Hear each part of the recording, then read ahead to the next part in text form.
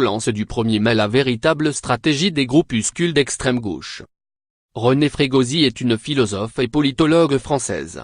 Directrice de recherche en sciences politiques à l'université Paris-Sorbonne Nouvelle, elle a publié Les Nouveaux Autoritaires. Justiciers, censeurs et autocrates, ed. Du moment 2016. La stratégie de l'attention n'est pas nouvelle.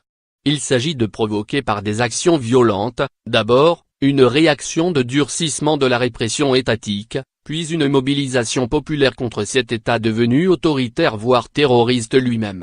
Le groupe activiste étant supposé prendre enfin la tête du mouvement révolutionnaire.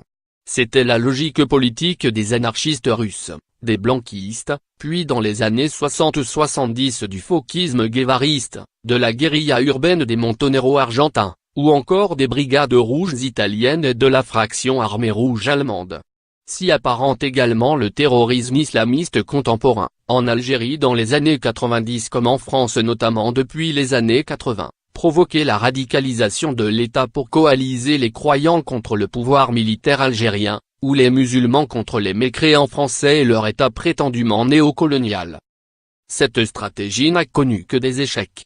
Les groupes armés argentins ont bien précipité l'avènement d'une dictature féroce et d'un véritable terrorisme d'État. Dictature de Videla en 1976, mais qui n'aboutit nullement à la révolution.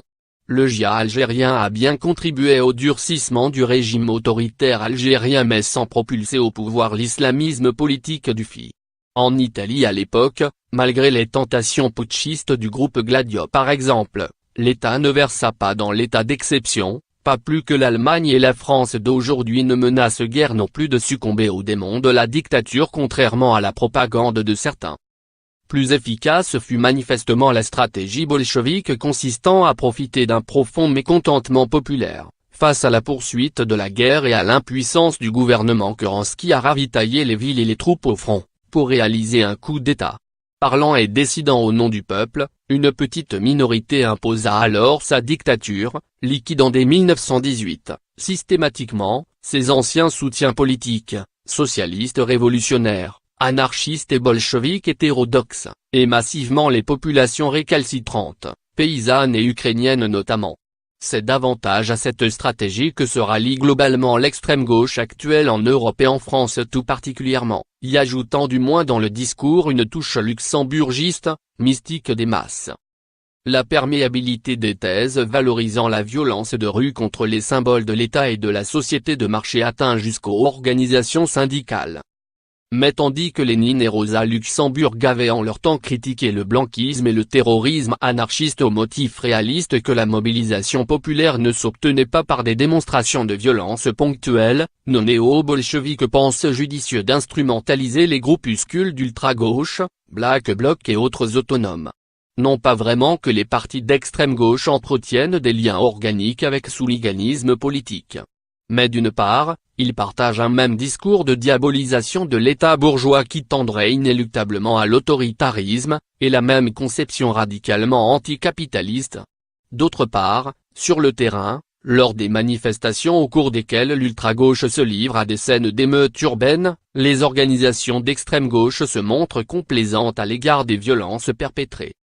Et plus grave encore, la perméabilité des thèses valorisant la violence de rue contre les symboles, matériels et humains, de l'État et de la société de marché, atteint jusqu'aux organisations syndicales, Sud bien sûr, mais aussi la CGT et jusqu'à une partie de faux.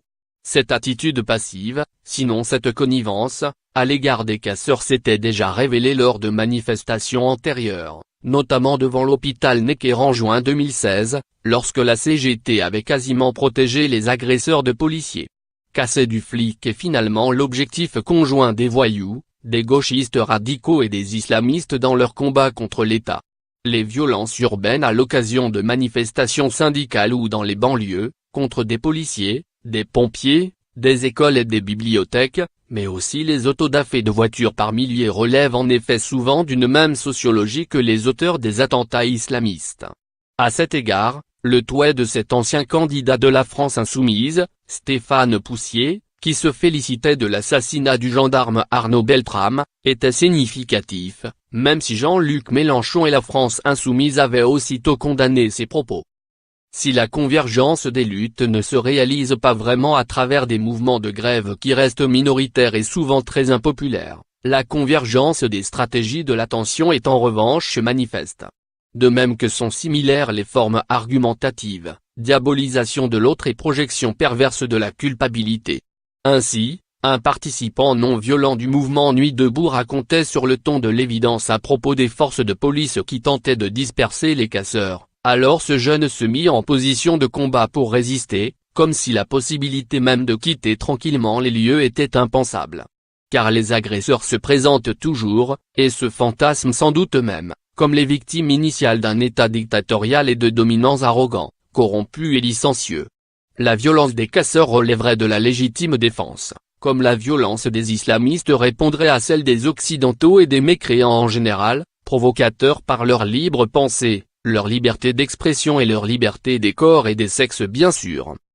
Les mots sont détournés de leur sens, les charges de la preuve retournées, les argumentations prennent la forme de syllogismes ou de théories complotistes, les attaques à dominéon se font menaçantes.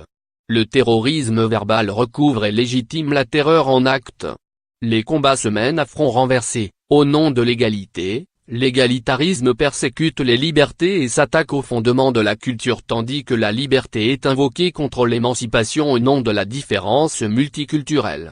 Tout en se réclamant de la démocratie, gauche radicale et antiraciste d'État, l'insulte sale race à la bouche, s'y attaque au contraire violemment en mots et en actes. Revigorée par l'islamisme, la gauche autoritaire est ainsi repartie à l'offensive contre la démocratie. Provocation et terrorisme intellectuel, pensée de l'orthodoxie, idéocratie totalitaire font écho à la violence des attentats, des viols de masse, des décapitations et des destructions du patrimoine de l'humanité. Les avatars staliniens d'hier, affaiblis un temps par la chute de l'URSS et les luttes antitotalitaires, relèvent la tête. Les mots sont détournés de leur sens, les charges de la preuve retournées, les argumentations prennent la forme de syllogismes ou de théories complotistes.